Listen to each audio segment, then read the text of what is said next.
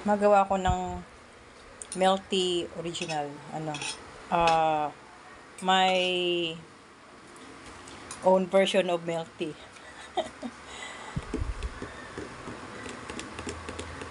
Tapos lalagyan natin ng cookies and cream almonds, tiramisu almond, tsaka yung powder niya. Ito. Corn flavor. Para medyo may tamis. Yan, shake natin. Puno-puno siya. Ito yung lagayan ng ng ating milk tea.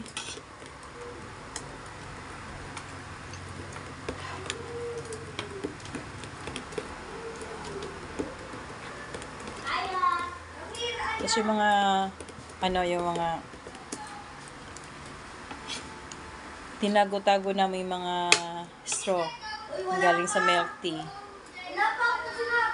Yan. Dapat kasi lalagyan to ng mainit na tubig. Hindi namin nilagyan ng mainit na tubig. So, this is it. My sariling version ng milk tea. With cookies and cream almond. And mix tiramisu almond.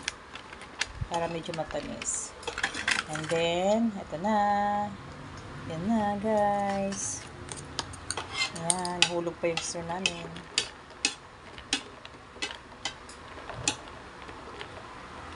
Takpan muna natin, oh.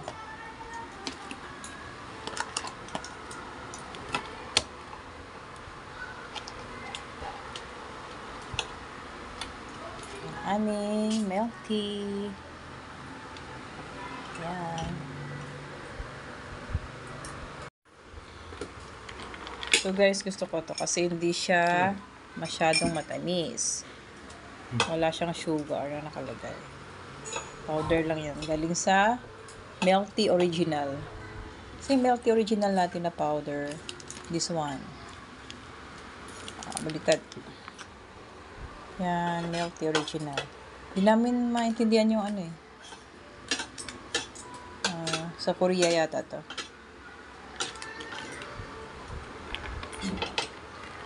Yan guys, masarap siya.